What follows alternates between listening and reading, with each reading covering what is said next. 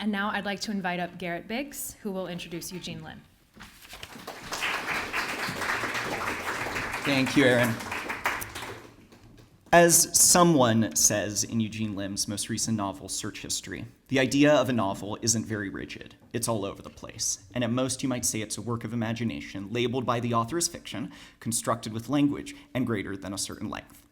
Which we might say gives us some extra space to decide what a novel actually is, or that it tells us no more than another claim Search History advances, that a novel and poetry are both whatever we claim with the terms novel or poetry at any given time. This lack of rigidity, this openness to what a novel can look like formally, to be clear, isn't really a dodge so much as it is a philosophy that undergirds Lim's work.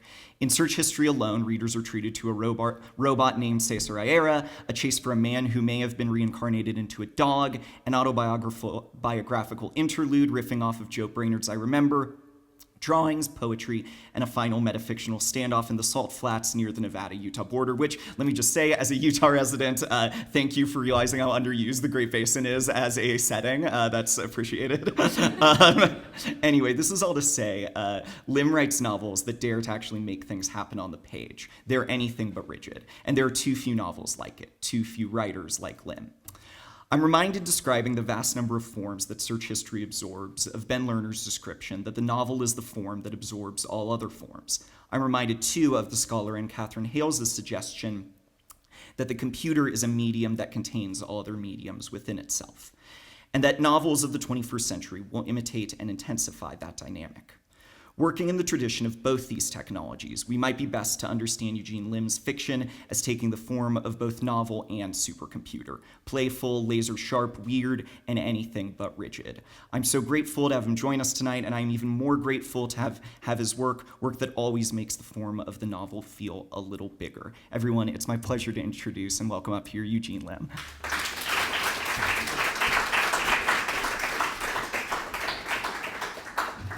Thank you, Garrett. Thank you very much. Thank you to Ron and Erin and everyone who's hosted and been so generous today. This trip. I'm going to read a few short things first. One thing I'm going to read out of my notebook that I wrote just a few weeks ago, and I realized I would have very little chance, I think, to read it. You'll see why, but it's called How the Witch Votes. Let's see where it is. Of course, the witch loathes contemporary electoral politics. She's just like everybody else, but she'd watch the after-school specials. She's subscribed to the right feeds. She's gotten the message. She's not going to shirk her political duty. She's going to vote. This year, the two choices given were the former CEO of a company that specializes in brainwashing children to buy ugly toys, or the charismatic actress of violent jingoistic action movies now turned rabid white supremacist. The witch is going to vote for the vendor of ugly plastic toys, of course. 6 full moons before Election Day, the witch gathers herbs. Daily, the candles are lit, spirits are spoken to, the house is smudged, mushrooms are eaten on auspicious days. She moves through the dance of dances, she fever dreams, she sets intentions, she holds the image of wise counsel in her mind's eye. She purges, she boils the root, she crushes the seed. The digital tarot is, of course, consulted. The I Ching app throws its electronic yarrow daily.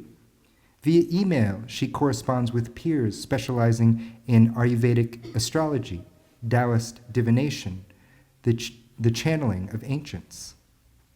The witch is not fucking around. She's tense, so tense, despite the sense of absolute powerlessness, the helpless pessimism, the feeling of no agency. She fasts the day before she casts her vote. She casts her vote as she casts a spell. You would call it a prayer. When the winner is announced, the witch faints dead. From where she falls, a golden sound, like a deep bell's tone, pulses out through a higher dimension. Hours later, when she wakes, her eyes are filmed over with mucousy fact. I have to change glasses, I realize. This is a little how-to, a little nonfiction. and maybe it'll be useful instruction. It's called How to Do a French Exit. This is how you leave a party without saying goodbye. It's easy. It's like Alan Carr's The Easy Way to Stop Smoking. You can't give Pressy to an enchantment, but here's my paraphrase of Carr's method to stop smoking. Stop smoking. The Talking Heads have a song called Heaven, in which David Byrne sings, "There is a party and everyone is there. Everyone will leave at exactly the same time." David Byrne knows there is no heaven. You can hear it in the song. There's an equal and opposite force to the French leave. It's FOMO. More directly, in a purely logical sense, the equal and opposite force is the fear of being rude, of not following etiquette or protocol. But more truthfully, if less directly, that is more via the sense of poetry, it's the fear of missing out. No one but you cares that much if you stay or if you go. You've already made eye contact. That's the important thing.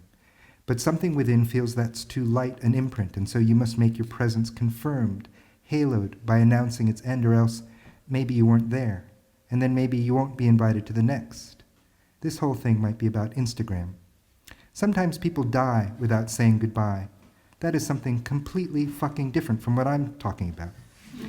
I'm talking about leaving social occasions, of leaving a party. Life is not a party. There are variants where you say goodbye without saying goodbye. If you're on the same wavelength with someone, not saying goodbye is the best. It means you're always connected. Parents of small children usually take a French leave from gatherings at the playground. This is because little children are egotistical monsters and parents are their servants. This is acceptable because we all began as such monsters. The lesson here is that you too can take a French leave because you too are servant to a monster. Which one? There are also numbers involved. The smaller the party, the more difficult the French exit. Not necessarily more difficult to enact, but the key component of the French exit is not the act of leaving without saying goodbye, but rather it is to make the act of goodbye meaningless. The aim is a faint, fading question in the left behind's back mind. If it instead raises a persistent or growing question, then you fucked it up. I take back what I said about it being easy. It's pretty hard. It's as hard as Alan Carr's The Easy Way to Stop Smoking. And, okay, so then this next is actually from a novel that I've just finished. It's an excerpt. The novel that I've roughly just finished is called Space Bar. It stars a character called Space Detective. And this is a short excerpt in 6 sections, and we'll call it Video Game. 1. Space Detective looks like you if you looked better rumpled. Her bare feet rest on top of her disheveled desk. She's in her basement office, where at the moment she is simultaneously in continual shock and profoundly bored. Various disasters in overlapping sequence, first space plague, then the wars, then the dictators, then the fires, then the floods, then the sandstorms, then the famines, then the wars, conspired to bring her sense of self and her livelihood to the threshold of ruin. She had thought she was too old for it, but several of her friends have already done it. The thick fog of boredom, as well as the self-chastening BO of despair, finally convinces her to go. She activates the casket. She takes the pill. She puts on the suit and helmet. She double-checks the IV lines and lays down. She hums the passcode and is instantly sent to Video Game. The training module in Video Game is short but informative. Giants steal every iota of your agency. In return, you are gifted a sterile happiness that makes no sense but becomes your only possession. You eat cheese when you want cheese. If you die, you will be erased. If you are seen to struggle or complain, you will be tortured with the greatest creativity. That is, unless your complaints provide comedy, in which case you'll be given a piece of chocolate cake, which represents the illusion of electoral politics. You love madly and will be thusly punished. Each breath you take in Video Game is necessarily stolen from NICUs or elderly patients gasping for oxygen. You scroll quickly and hit accept. A world materializes in front of you. Your feet are on your desk in your basement office. You are beginning to feel a familiar wariness, a recognizable depression, when the old-timey phone rings. You say, "Hello, Space Detective Detective Agency." "Hi, could I speak with Space Detective?" "Speaking." "Oh, good, boy, do I have a case for you." 2. Space Detective is in a luxury sedan, driving triple the speed limit through an outer borough avenue. Behind her are huge so-called sports utility vehicles, weaponized with armor and with turrets of rapid-fire ray guns. Inside these cars are all the Space Detective's college professors, who look steroided up into menacing, muscle-bound versions of themselves. Through loudspeakers, they shout at Space Detective things like, "You're late for the midterm," and "The paper was due 2 weeks ago," and "It's obvious you didn't do the reading." To drown them out, Space Detective turns on the radio. The radio DJ says, "You think you're in video game, but you're not." 3. Space Detective finds herself walking in a light-dappled, old-growth forest one October afternoon. From behind a trio of giant pin oak trees, a white 2015 Honda Fit with a 6-speed manual transmission, also known as the Honda Jazz, rolls forward. Space Detective stops in her tracks. The subcompact automobile opens its hood and says, "Listen, these absurd bits of conversation can't go on forever. There's a teleology to narratives that makes refusal calamitous, if not finally impossible, though strictly speaking, it is not necessarily impossible, merely absurd. It would be like buying a car, not for transport, but just to sit in the back seat. It requires either a religious patience or inexhaustible exhaustion. You came here by choice, right?" Now, you know I can't say that. The issue of whether you are or are not in video game is not something I can resolve for you. But you're not stupid, right? I mean, I get that you're feeling listless, that you're down. We all get that way sometimes. But don't just sit in the back seat of the proverbial car. You can do this. A clue was offered, wasn't it? And then the car's voice becomes more stentorian, and at the same time, more thoughtless. "Good luck, Space Detective," it says. "I know you can do it. Just because the world seems helpless, lies in ruins, is filled with the broken and the cruel, doesn't mean you need to be apathetic. Keep fighting, Space Detective. Don't give up." And then the Honda Fit starts falling apart. First its front tires fall off and sink into the forest floor, and then the rear tires, and then its windows and exhaust pipes and mirrors and panels. The last bit to fall is the handle for the emergency brake, which floats in the air for a breath before it too falls to the forest's carpet of leaves and then sinks slowly until all evidence of the car is gone. 4. Space Detective finds herself in a coffee shop with a handful of roided-up college professors, now off-duty. Their laser rifles, ray guns, light swords, crossbows, battle axes, and nunchucks were in designated wooden cubbies or hanging tidily by the wall. "I was talking to a bot in surveillance," one of the roided-up profs says, "and she was telling me the betas in her region are talking about unionizing." "Why? We have it good. What's their complaint?" The usual, all this emotional labor with little to no compensation, not to mention the workplace injuries. "Don't forget the abuse. I'm tired of being insulted all day." "The most important is the no-off clauses." "Yeah, how'd you like to blink out of existence with no warning?" Space Detective ventures, "I don't think I'd mind, especially if it was painless and really was without warning." All the roided professors suddenly turn to Space Detective. "Who the fuck let her in here?" "Listen, miss, you're not supposed to be here." "I don't mean to be rude, but don't you have better places to be?" "I don't know," says Space Detective. The roided profs suddenly all shiver their heads. Then they pick up their coffee cups in unison, bring their coffee cups to their lips in unison, sip in unison, and return their cups to the table in unison. They all sigh. Simultaneously they say, "Come on, Space Detective, you have a mission." Then they enter into an infinitely repeating 2-minute loop of idle shuffling. "Fuck you," says Space Detective finally, and rises and leaves the coffee shop. 5. One spring morning, Space Detective finds herself on the way to a strip mall. From across an intersection, she turns and looks at you.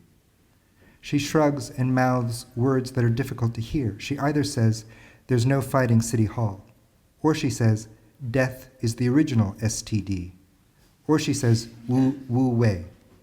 Then she turns and walks away. 6. Space Detective finds herself at a red light. The car's air conditioner is blasting. She feels guilty at the energy consumption, but the temperature outside is an inhuman and blistering set of digits. Yet she's so cold she shivers slightly. The car's climate control only has 2 settings: walk-in fridge or sauna. She thinks how to live in the face of imminent but not yet fully arrived disaster. She thinks of her era as a long, cross-fading one, both and neither of 2 scenes present, one already nostalgic and another more disastrous, less filled with luck. Space Detective thinks, what if we're catastrophizing and thus robbing ourselves of present happiness? She thinks, and yet, if hopeful to distraction, what if we're being negligent and it's the abdication of thinking, of pondering, that allows the disaster? A trap, she thinks. The light turns green, and Space Detective begins the required acceleration. Thank you.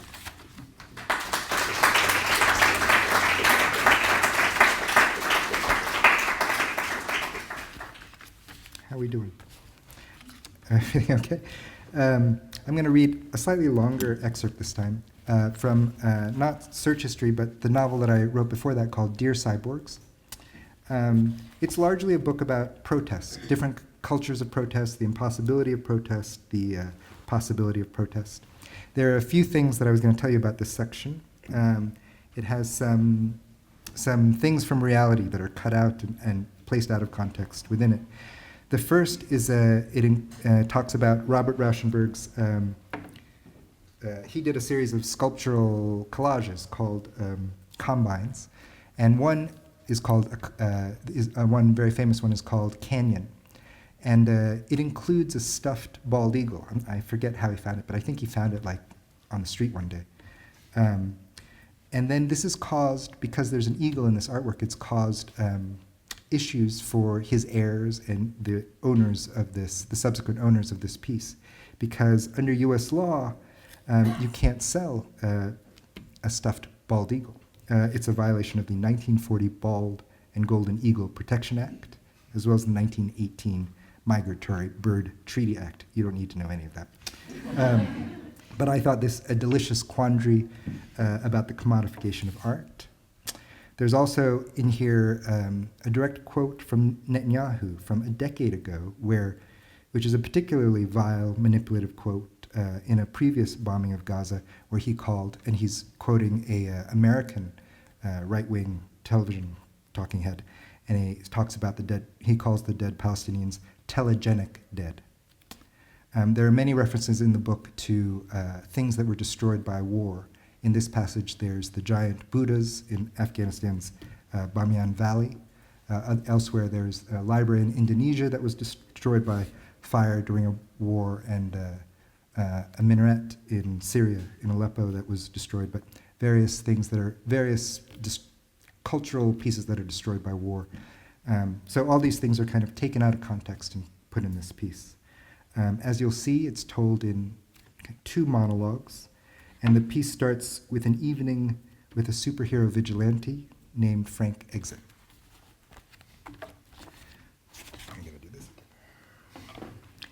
While the room was filling with dark purple shadows, for one reason or another, I began recalling a long and cold day and night I'd lived through about 15 years prior. It had to do with the kidnapped children of a Japanese diplomat. There were some trade negotiations going on with Japan at the time, some kind of power brokering about which I was never entirely informed, And because of this, and because of the revealed methodology of the kidnapper, I was tapped for the job. The terrorist group that had claimed responsibility for the kidnapping was led by someone who called herself Miss Mistletoe. Little was known about her other than her name. The Japanese diplomat's children had gotten on a plane in Tokyo that was destined for Paris. They were on their way to spend 2 weeks at a tennis camp in Monaco. The flight had had one transfer in Doha, Qatar. The children were traveling with their tutor cum bodyguard, a very capable man I interviewed named Humbert. Humbert was found drugged and unconscious in a bathroom stall in a railway station in Omsk, Siberia. He recalls getting on the plane in Tokyo and nothing else until he awoke in a hospital 36 hours later. 2 days after the kidnapping, a letter oddly addressed to Ira, my friend, the police commissioner, was sent to the Japanese embassy in Berlin. Ira, to his knowledge, had never had anything to do with the Japanese economy or international politics, so it was assumed the gesture and the contents of the letter were for my benefit. I'd been on my vigilante crime-fighting crusade for several years by then, and despite a desire and need for anonymity, my reputation had become well known. In fact, I had attracted some very unwanted attention. In these circles of which I am speaking, I was known by the alias Frank Exit. The ransom letter had several demands: the adoption worldwide of a single-payer universal healthcare system, mandatory carbon caps, nuclear disarmament, paid year-long parental leave, and a tax on all securities transactions. Miss Mistletoe, the signer of the ransom note, thoughtfully added that since such demands would not be easily met, she would accept, in the meantime, as a down payment, and a token of good faith, so-called, the artist Robert Rauschenberg's Canyon, a sculptural combine deemed priceless by some assessors, but tagged at $65 million by the Internal Revenue Service. This was to be delivered to a given set of GPS coordinates in a week's time. The sculpture needed to be delivered by someone unarmed and alone, which is how I got involved. I was to be the courier. The coordinates for the ransom delivery happened to be a remote and barely accessible point 3/4 up one of the lesser peaks of the Himalayan range. A thin, snow-covered, barely marked trail led up this mountain, and I was supposed to drag the combine behind me in a special sledge provided expressly for that purpose. I'd find it at a kind of base camp at the foot of the mountain, where there would also be the only other equipment and attire I was allowed for the ascent. Even the shirt on my back was predetermined. All of this severely restricted my options, as I had, in my vigilantism, depended often on military-grade high technology to trick, or outflank, or outgun, or otherwise defeat my various uncanny foes. On this trip, I was required to confront my opponents with none of my regular armaments. In fact, I felt I'd be meeting them naked and as vulnerable as a newborn. Furthermore, I discovered, when I arrived at the designated base camp a few days later, alone but with a clever forgery of the Rauschenberg sculpture, the clothing I found there was nearly inadequate for the journey. Threadbare shirts, broken boots, thin gloves, a mangy wool sweater, and a greatcoat with holes.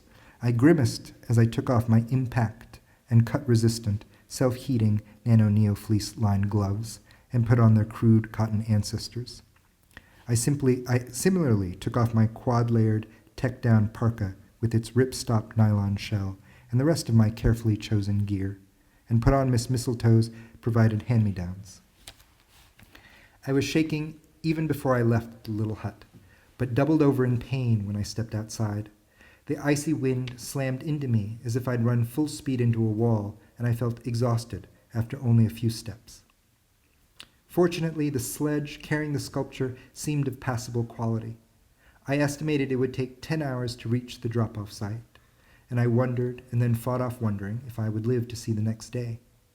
After 3 hours of trudging through the snow with the oxygen deprivation of the altitude, which gave me a crushing headache just fractionally less debilitating than a grand mal seizure, I began to suffer terrifying hallucinations of falling icy boulders and drooling clawed giants with the visage of our 40th president. It seemed every 10th step had me falling through a drift up to my thigh, having lost and then found, and then lost and then found the blurry trail several times. I was in a constant panic, and though the sun was out and it was clear, I was growing despairingly assured I would lose my toes and fingers to frostbite. I dreamed of karaoke bars and tequila. There were sorrowful moments when I contemplated women I'd loved. I was saddened by how easily I'd forgotten the hours and days and months spent in their company. I thought of the houses I'd lived in as a child, in beds in which I'd been sick. I had nightmares of violent hand-to-hand battles with crime kingpins and brilliant anarchic psychopaths, each strengthened by insatiable greed or hate-inflamed anger or worse, berserker insanity. And I relived battles where, instead of making the perfect calculation at precisely the right time, I was too slow or too weak or too dumb, and I was broken or snapped or beaten, and thereby caused a world or a city or a life to be tortured or extinguished. I felt, in other words, intimate with death's foyer in those snow-bleached hours, slogging up the Himalayan facade, dragging behind me a rushed facsimile of a modernist masterwork in a sledge. As evening fell, and more dangerously as the temperature fell, I neared the designated coordinates of the drop-off. I turned a corner, and incredibly I saw, at first I concluded it must be another hallucination, nestled into the rock face a massive structure that looked like exact replicas of the giant Buddhas in Afghanistan's Bamiyan Valley. Those were blown up by the Taliban in 2001. I stood stunned, but no longer had I begun to wrap my mind around this miracle than I found myself surrounded by 20 heavily armed, masked soldiers who relieved me of the Rauschenberg sculpture. I must have briefly blacked out, as what I remember next is being dragged toward the Buddhas, and then through a maze of hallways of increasingly ornate and voluptuous appointments until I was thrown, not ungently, into a chair, rather ragged and plain relative to the rest of the surroundings, which was turned towards a roaring fire, and I was told, "Mistletoe will be with you in a moment." A moment later, she entered. She turned out to be tall and thin, and something about her was familiar. She wore a small mask, but I guessed she was around my age, in her 50s, Asian, perhaps Nepali or Korean. She came in with a tray on which were cups and a thermos of tea. Sitting in a chair next to mine in front of the fire, she said, "Ambassador Yamamoto's children are at this moment being dropped off in front of the U.S. Embassy in Bern." Answering my look, she said, "You'll have to take my word for it." I decided to do so, and therefore, using my tongue, activated the homing signal a Mossad dentist had implanted in a fake rear molar. This gave us 40 minutes before the mountain would be obliterated by Tomahawk missiles. She looked at me in an amused way, making me wonder momentarily if she somehow knew about the signal and the imminent strike. She said, "Several years ago, I found myself alone in a far-flung part of the city. I'd left my 7-year-old son with my husband and had come to that area to spend some time in a hotel to, quote, sort things out. I hadn't quite had a breakdown, though it felt like one was imminent. My days had been spent sitting listlessly watching my boy play, or worse, not watching him play, and instead staring off into space. Or we'd be at the store or a restaurant or on the street, and I'd be seized with a formless anxiety that made me rush home rudely and desperately, hazardously, and where I'd find little relief, but at least an anesthetizing familiarity. At night, I suffered badly from insomnia. I refused doctors or any kind of treatment. That was no doubt a serious mistake, even I understood that, but I couldn't face being that type of failure, no matter if that was the wrong term for it. I'd argued with my husband that the doctors didn't know what they were doing, that the drugs were crude, primitive, worse than the ailment, and that talk therapy was just a long con. While I believed each of these things to be true, privately I knew the real reason I refused that kind of help was because I'd become overly intimate with and somehow comforted by my own rotting. And I had also come to see the illness as inseparable from myself. And most important, if somewhat contradictory, I had felt it to be the necessary preliminary stage before a crucial transformation, perhaps the one I had just made. The hotel I'd chosen was new, but already shabby. It was the first one I'd found when I put in what I was willing to pay. It was close to the airport. Lying in the hotel bed, I'd fallen asleep quickly, perhaps exhausted by packing and leaving my home. But even while it was happening, the ease with which I was drifting off to sleep amazed me. At that moment, I didn't miss my son or my husband, not exactly. On other nights at that time, we'd be rushing to clean up the dinner table and put everything away for the night, while one or then both of us would be helping the boy wash up and get ready for bed. For a time, the sheer labor of living, of getting food to the table and not letting the house descend too much into chaos, had created a momentum within which I didn't have the time or energy to think. But then soon enough, I did begin to think. I'd begun a sequence of thoughts, or maybe sequence is the wrong word. Maybe it was a stumbling, repeating, knotted tangle of thoughts. But in any case, these thoughts had brought me here, outside my home. I fell asleep, and my son and my husband were far from my mind, which was taken up with this new, unfamiliar neighborhood I now found myself in, and the hotel room, ordinary as it was, and the clean, stiff, cool sheets. I didn't miss my family, or rather, the thought of them was a very dull, pinching feeling behind my eyes that I successfully ignored until it faded away. In the morning, when I woke up, I felt a moment of calm, even of peace. But then, when I thought about the implication that the peace came in the wake of an abandonment, a surge of guilt came over me, and the formless panic that just a moment ago had seemed so far away flooded in and filled the hotel room with a changed air, sharper somehow, with tiny blades that tore at you as you breathed and as you moved through space. I focused on the view.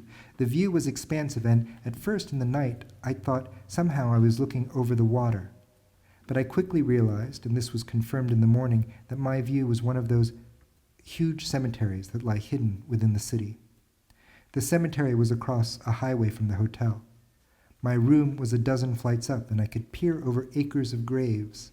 In fact, I could see all the way to where the city began again, beyond a thickish row of trees, and the cluster of downtown skyscrapers in the distance could become, with very little imagination, simply grander sepulchres. I saw trees among the rows of graves and picked out one dark green leafy maple and stared at it for a long time. This moment it was still. This moment it fluttered violently. This moment its branches swayed in a slow, tidal rhythm. I got up to make some coffee. The cheap machine gurgled and produced a measly amount of watery stuff. The room was overly cold, and the pleasurable feeling of the hot cup made me realize this and woke me more than the beverage's obscure amounts of caffeine. I spent days, perhaps weeks this way, and then some noise made me eventually leave the hotel, an intense noise, that of a huge crowd. At first I thought, in my distraction, I'd missed some national event, maybe a sports victory for which the city was celebrating in a massive ticker-tape parade. In a sense, I was right. However, it wasn't a parade, not exactly. It was a protest, a huge and general one against the excesses of corporations. Their many sins were bullet-pointed on homemade placards. Climate disasters, of which the varieties were sublisted: drought, floods, fire, storms, famine, lost species in cities. The purchasing of politicians, war profiteering, carcinogens in our food, the over-militarized police force, covert and overt racism, mass incarceration and disenfranchisement, the calculated, intentional impoverishment of a working class, the non-stop production of sweet moral anesthesia for the consumer class, alienation, triumphalism, ugliness, etc., the usual list. But this time, for whatever reason, maybe it was the weather, or the upcoming war, or the lingering ongoing one, more and more people were taking to the streets to protest. It had grown out of a smaller action the previous day. An environmental activist had been killed by a private army. She and others had been barricading the road to a shale development site. In the middle of the night, the mercenaries had come and attacked, scattering the group. In the battle, this young woman had been clubbed and died of a head injury. It had helped, it was said, that the woman was white and a, quote, telegenic corpse.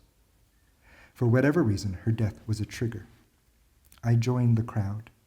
I hated and mistrusted mobs and crowds, but for the moment, in this anonymous flow, I felt invisible, more a ghost.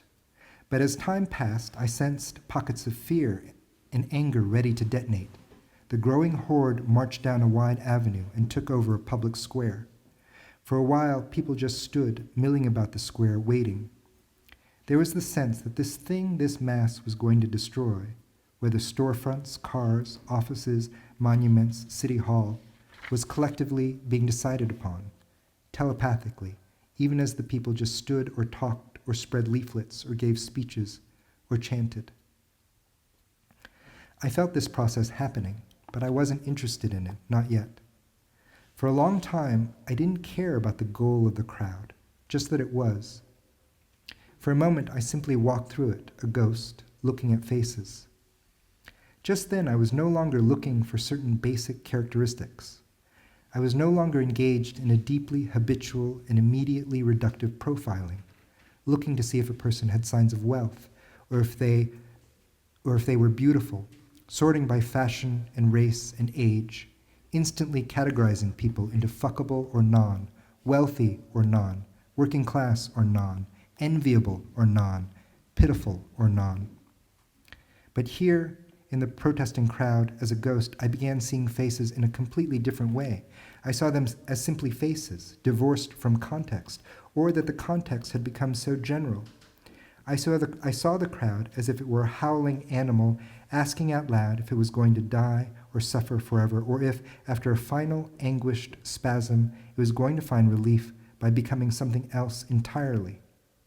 And for some reason, this allowed me to see each face clearly, and all the faces were beautiful and sad, waiting, ignorant, expectant, but crushable, innocent of, but therefore most vulnerable to destruction.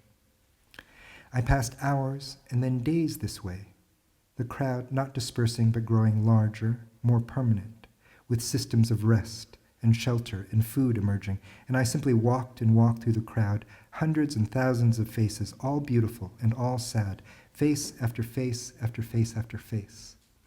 The evident sadness and beauty made me try to hunt out the happy and the ugly, to seek out the joyful or deformed or mismatched.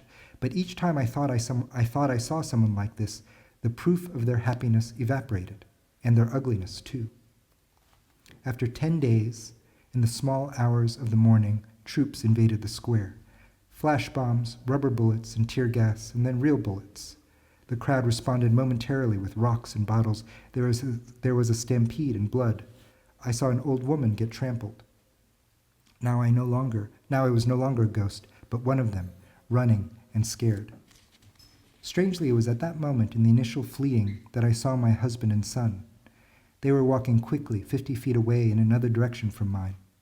I recognized their clothing. It was just a moment, but that, as much as the mayhem, resubstantiated me, unghosted me. And then Miss Mistletoe stopped talking. I felt the heat from the fireplace, and my fingers and toes were tingling as they thawed. In the distance, I thought I heard an alarm. Miss Mistletoe smiled and said that she looked forward to working with me, and then she stood and in a swift motion sprayed tear gas directly into my eyes. Her movement was so sudden that I didn't have time to turn and was blinded. When I partly recovered, just a few seconds later, I saw a wall had swung open to reveal secret stairs. I sprinted after her, but was too late, as I saw Mistletoe speeding away on a motorcycle through tunnel works that no doubt took her through an elaborately capable and planned getaway. I barely had time to curse and take cover before the Tomahawk missiles I'd ordered came raining down in a catastrophic and thunderous torrent. Thank you.